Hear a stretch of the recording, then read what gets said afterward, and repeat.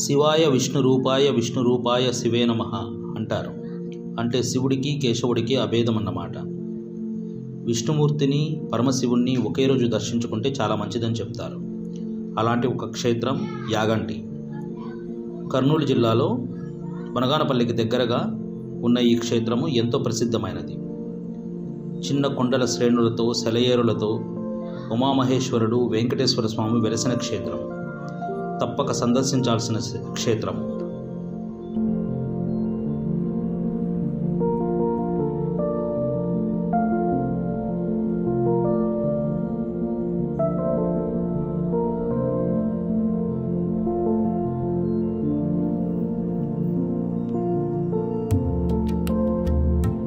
ఈ ఆలయ విశిష్టత గురించి, స్థల పురాణం గురించి ఆలయంలో ఉన్న స్వామివారు ఇప్పుడు వివరిస్తారు. వెళ్తే స్వామివారు లింగాకృతంలో ఉంటారు కదా, అలా కాకుండా ఇక్కడ మానవాకృతంలో ఉంటారు. మానవాకృతం అంటే మనిషి రూపం. మనం ఎలాగైతే జీవిస్తున్నామో స్వామివారు అమ్మవారు కూడా ఇద్దరు కూడా స్వయంగా అలాగే జీవిస్తారు. అలాగే వచ్చేసి ఇదంతా కూడా వైష్ణవాలయం, ఇదంతా కూడా శివాలయం కాదు, ఇది వైష్ణవాలయం. వైష్ణవాలయం అంటే వెంకటేశ్వర స్వామి ఆలయం. ఇక్కడ ప్రధాన గోపురము, దిష్టగుడి, తులసికోట ఆలయం మొత్తం కూడా వైష్ణవాలయం ప్రకారం కట్టేసి ఆ యొక్క మధ్య గృహంలో ఉన్న వెంకటేశ్వర స్వామిని తీసుకురావడానికి వెళ్ళారు. తీసుకురావడానికి వెళ్తే స్వామివారు కుడికాలు కోరు బింబం అయిపోయినప్పుడు బింబం అయిపోయినచ్చు అలాగే మధ్య గృహంలో ఉన్న భద్రపరిచారు. అలాగే మధ్య గృహంలో ఉన్న భద్రపరిచేసి అగస్త్య మహాముని ఉత్తర భారతదేశం దక్షిణ భారతదేశానికి వచ్చారు. దక్షిణ భారతదేశానికి వచ్చి ఇక్కడ పచ్చని చెట్లు, ప్రశాంతమైన గాలి చూసి కొండ ప్రాంతాలను చూసి ఇక్కడ ముక్కంటి గవి ఉంటుంది. ఆ గవిలోకి వెళ్ళేసి స్వామివారు ఒక శివలింగాన్ని, ఒక నందీశ్వర స్వామిని కూడా ప్రతిష్టాపన చేసుకుని అక్కడ ఘోర తపస్సు చేశారు. అక్కడ ఘోర తపస్సు చేస్తూ ఉండగా ఉమామహేశ్వర స్వామి అత కళలోకి వచ్చారు. అత కళలోకి వెళ్ళేసి స్వామి అగస్త్య మీరెందుకు ఇక్కడ అఘోర తపస్సు చేశారని అడిగారట. స్వామివారు అన్నారంట, స్వామి ఇక్కడ వచ్చేసి వైష్ణవమూర్తిని ప్రతిష్టాపన చేయాలనుకున్నాము, కానీ ఆటంకం కలిగింది, అందుకొరకే మీ యొక్క నమస్కరించి కూడా తపస్సు చేస్తా ఉన్నారంట. అగస్త్య ఇక్కడ ఉమామహేశ్వర స్వామి అన్నారంటే, మన భరతావనిలో ఎక్కడైతే నిండుగా గంగా జలం ప్రవేశిస్తుందో అక్కడ మాకు మాత్రమే ప్రవేశం ఉంటుంది, ఇతర వాళ్ళకి ప్రవేశం ఉండదన్నారంట. ఎందుకు స్వామి అలాగంటే, మా నిత్యాభిషేక ప్రియుడిని, ఆయన నిత్య అలంకార ప్రియుడి కాటుగా ఆ యొక్క నిండుగా గంగాజలం వచ్చేసి ముచ్చట్లైన ఒక ఊరుంది. ముచ్చట్ల అంటే ఆది దేవతలందరూ కూడా మాట్లాడుట. అక్కడికి అగస్త్య మహర్షి దర్శనానికి వెళ్ళారు. దర్శనానికి వెళ్తే నిండుగా గంగాజలం కనపడింది. ఆ యొక్క నిండుగా గంగాజలంలోకి పసుపు, కుంకుమ, అక్షంతలు 3 కలిపి వేశారు. 3 కలిపి వేస్తే ఉదయంకి వేస్తే సాయంకాలానికి ఇక్కడికి వచ్చాయి. అందుకని ఇక్కడ చిన్న కోనేరు పేరు అగస్త్య పుష్కరిణి అంటారు. అగస్త్య పుష్కరిణి ఎందుకంటారంటే అగస్త్య మహాముని వారు కనుగొన్నారు కాబట్టి. ఈ యొక్క చిన్న కోనేటి నుండి పెద్ద కోనేటికి వెళ్తాయి నీళ్లు, పెద్ద కోనేటి నుండి బయటికి వెళ్తాయి నీళ్ళు, ఎటు వెళ్తాయి ఎవరికి తెలుదు, నీళ్ళు ఇంకిపోతూనే ఉంటాయి. అలాగే వచ్చేసి ఈ క్షేత్రంలో యాగంటి కాదు దీని పేరు నేకంటి. నేకంటి ఎందుకంటారంటే అగస్త్య మహానుడు తపస్సు చేస్తుండగా ఆయన ఒక తపన్న శక్తితో స్వయంగా వచ్చారు. ఆయన తపస్సు అయిపోయిన తర్వాత స్వామివారు నా యొక్క కోరిక నెరవేరిందా లేదంటే స్వామివారు కళ్ళు విప్పు చేశారంట. కళ్ళు విప్పు చేసినప్పుడు ఆయన స్వయంగా వచ్చినప్పుడు ఆయన ఆనందం తట్టుకోలేక, ఆవేశం తట్టుకోలేక, తన్మయం తట్టుకోలేక నేకంటి శివ అన్నారు. నేకంటి శివ అంటే నేను చూసి అనేసి. అలాగే ఇది యాగంటి అయింది. అలాగే వచ్చేసి ఈ క్షేత్రంలో కాకులు ప్రవేశించవు, నవగ్రహాలు కూడా ఉండవు. ఎందుకంటే అగస్త్య మహాముని ఇక్కడ ఉమామహేశ్వర స్వామి కొరకు తపస్సు చేస్తున్నప్పుడు రాక్షసుల కాకరూపంలో చేసి మాంసపు ముక్కు వేయటం, అరవటం అలా చేశారు. అలా చేయడంలో క్షేత్రంలో కాకులు ప్రవేశించవు, నవగ్రహాలు కూడా ఉండవు. ఎక్కడికైనా శివాలయానికి వెళ్తే నవగ్రహాలు అంటే నవగ్రహ ప్రదక్షిణ చేస్తారు భక్తులందరూ. కానీ ఈ ఆలయంలో వచ్చేసి నవగ్రహాలు ఉండవు. ఎందుకంటే కాకి షణ్మాత్మహనం కాబట్టి మన యొక్క నవగ్రహ దోషాలను, ఎటువంటి దోషాలను తొలగిపోవడానికి ఆకాశ దీపం వెలిగిస్తారు. అలాగే వచ్చేసి ఈ క్షేత్రంలో ఫస్ట్ పాదం యాగంటి అంటారు వెంకటేశ్వర స్వామి, రెండో పాదం వచ్చేసి దేవుని గడప అంటారు, మూడో పాదం వచ్చేసి తిరుపతి అంటారు. ఇక్కడ బ్రహ్మంగారు 12 సంవత్సరాలు తపస్సు చేశారు. ఇక్కడ బ్రహ్మంగారు 12 సంవత్సరాలు తపస్సు చేస్తూ ఇక్కడ నుండి రావులకొండకు వెళ్ళారు. రావులకొండకు వెళ్ళేసి ఏం చేశారంటే ఆవులు మేపుతూ గ్రంథాలు రాశారు. ఆ యొక్క గ్రంథంలోని యాగంటి వస్తు పెరుగుతారన్నారు కదా. యాగంటి వస్తు ఎలాగొచ్చారని ఒకసారి జాగ్రత్తనండి. అగస్త్య మహర్షి ఇక్కడ ఏకశిలలో స్వయం ఆది దంపతులకు వెళ్చమని చెప్పారు. స్వామి అగస్త్య మా ఇద్దరిని ఏకశిలలో స్వయం ఆది దంపతులు వెళ్చమని చెప్పారు కదా. అలాగే వచ్చేసి మా ఇద్దరు కూడా ప్రాణం కూడా నందీశ్వర స్వామి కావాలన్నారట. అగస్త్య మహాముని అన్నారంటే ఈశాన్యం దిక్కులో ఒక పెద్ద పర్వతం ఉంది, ఆ యొక్క పెద్ద పర్వతాన్ని చిన్న నందీశ్వర స్వామి రూపకలు చేస్తారండి. అగస్త్యుడు తపస్సు చేస్తుండగా తదాస్తున్నారు, చిన్న నందీశ్వర స్వామి రూపకలు వచ్చింది. మొదటికి వచ్చేసి ఆ యొక్క నందీశ్వర స్వామి అడుగుంటే వారు మండపంలోనే భక్తులందరూ కూడా ప్రదక్షిణ చేసేవారు. ఇప్పుడు మండపం అంతా పెరిగిపోయింది. ఎలా పెరిగిందంటే సంవత్సరానికి 100 భవంతో పెరుగుతుంది. 20 సంవత్సరాలకు వచ్చేసి 1 అంగుళం. అలా పెరుగుతూ కొండ ప్రాంతంలో గడ్డి వేసి పెద్ద కోనట్లో నీళ్లు తాగి కాలు దూరం రంకు వేస్తారండి. రంకు వేసినప్పుడు కాశీ గినపడుతుంది మనకి, అప్పుడు కలిగాంతం అయిపోతుంది. అలాగే వచ్చేసి ఆకాశ దీపం వెలిగిస్తారు. ఆకాశ దీపం ఎందుకు వెలిగిస్తారంటే రాక్షసులకు కాకలు కూడా అగ్ని అంటే భయం. అందుకొరకైతే ఆకాశ దీపం వెలిగించేసి అగస్త్యుడు అక్కడ తపస్సు చేశారు. ఇది ఒక ప్రత్యేకత. పునర్దర్శనం ప్రాప్తిస్తుంది. ఇది ఇక్కడ స్థల పురాణం.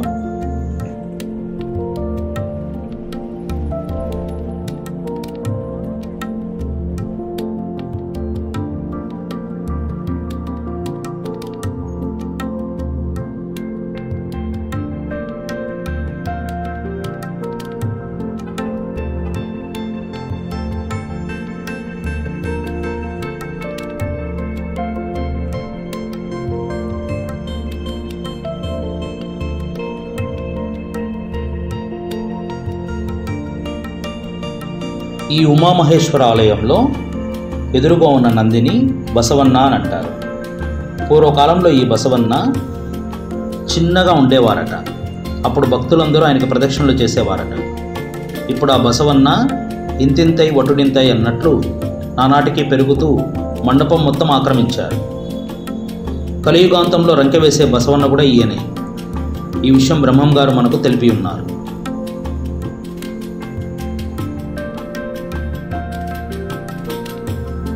ఇక్కడ యాగంటి బసవన్న చరిత్ర కూడా మనం చూడవచ్చు.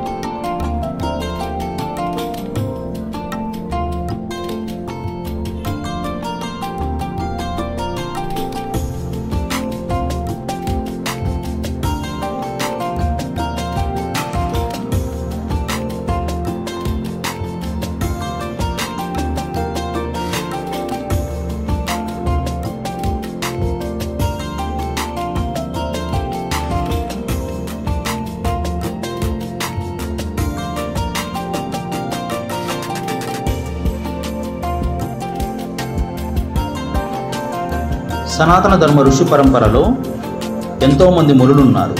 ఆ మునులలో అగస్త్య మహాముని ఎంతో ప్రముఖుడు, మహిమాన్వితుడు. ఆయన తొలుత ఇక్కడ వెంకటేశ్వర స్వామిని ప్రతిష్ఠించాలని విగ్రహము తయారు చేయించగా స్వామివారి బొటన వేలు విరిగిపోయినందులకు గాను ఆ విగ్రహమును ఈ గుడిలో ప్రతిష్ఠించారట. అయినా స్వామివారి శోభ ఏమాత్రమూ తగ్గలేదు. ఆ స్వామి ఎక్కడున్నా ఆ శోభ అలానే ఉంటుంది. ఎంతైనా ఏడుకొండల వాడు కదా.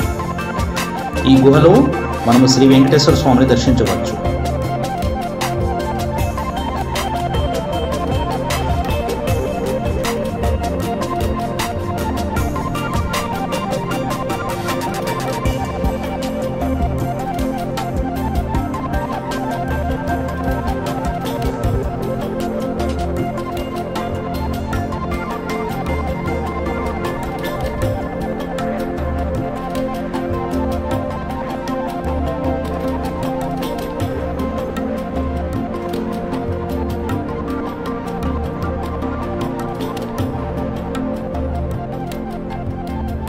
ఇక్కడ అగస్తేశ్వర స్వామి, వెంకటేశ్వర స్వామి విగ్రహాన్ని ప్రతిష్ఠించిన గుహ ఎంతో రమణీయంగా ఉంటుంది. అక్కడ గుహ పైకప్పు అచ్చం స్వామివారి కిరీటంలాగా తోస్తుంది. తోయడమేంటి, అది అలానే కనిపిస్తుంది.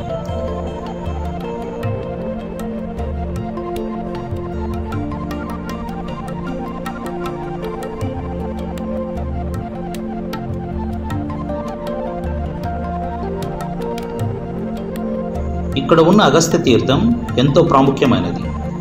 ఈ నీటితోనే నిత్యం స్వామివారికి, అమ్మవారికి అభిషేకాలు చేస్తారట.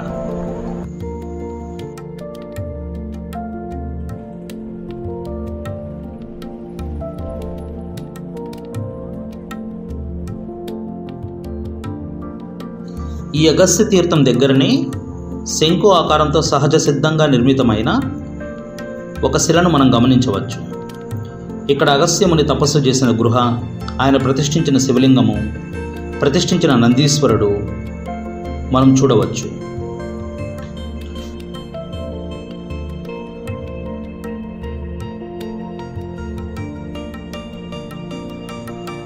ఇలా విగ్రహం ధ్వంసమైనందుకు మనస్తాపం చెందిన అగస్త్యముని మరల తపస్సు చేసినారట. ఆ గృహ కూడా ఇక్కడ మనం సందర్శించవచ్చు. ఆ తపస్సు చేసినాక పరమశివుడు ప్రత్యక్షమయ్యి, మేము ఇక్కడ ఉమామహేశ్వరులుగా వెలుస్తాము, ఒకే శిలలో వెలియాలని అగస్త్యమని కూరగా అలానే వెలిశారట.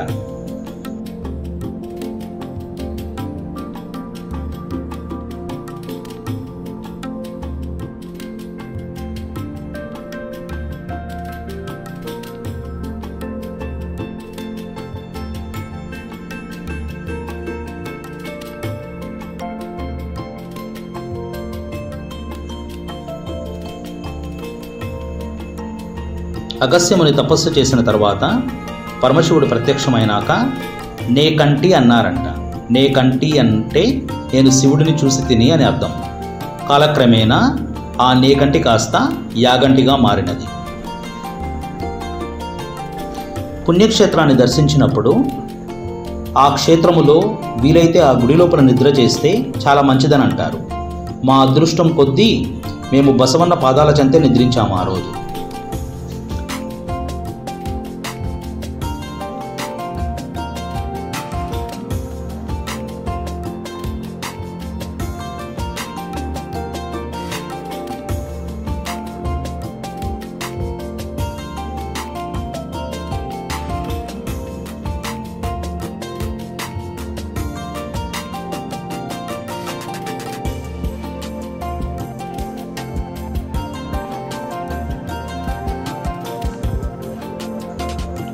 అగస్త్యముని తపస్సు చేస్తున్నప్పుడు కాకులు గ్రద్దలు ఇక్కడ మాంసాహారాన్ని తెచ్చి ఆయన తపస్సు చేస్తున్న చోట వేయడం వల్ల ఆయన తపస్సు భంగమయ్యేది. అందుకు ఆగ్రహించిన ఆ ఋషి ఇక్కడ కాకులు గ్రద్దలు సూర్యుడు చంద్రుడు ఉన్నంతకాలం తిరగకూడదని ఆజ్ఞ విధించారట. అప్పటి నుంచి ఆ రెండు పక్షులు ఇక్కడ కనిపించవు.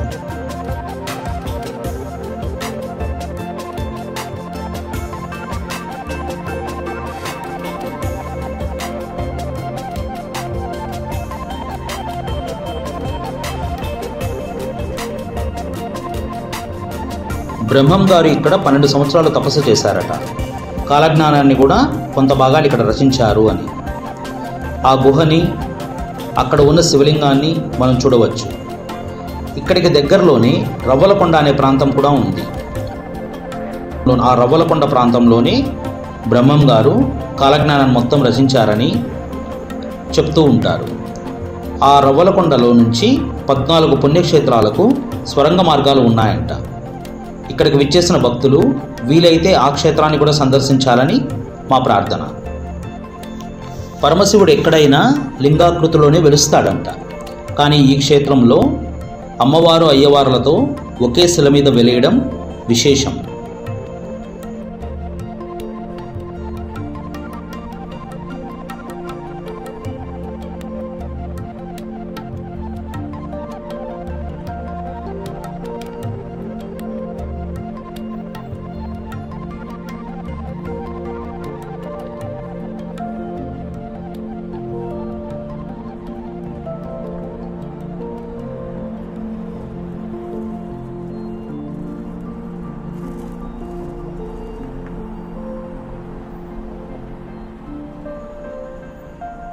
అగస్త్యముని తపస్సు చేసిన తర్వాత పరమశివుడు ప్రత్యక్షమైనాక నే కంటి అన్నారంట. నే కంటి అంటే నేను శివుడిని చూసి తిని అని అర్థం. కాలక్రమేణా ఆ నేకంటి కాస్త యాగంటిగా మారినది. సర్వే జనా సుఖినో భవంతు. జై శ్రీరామ్.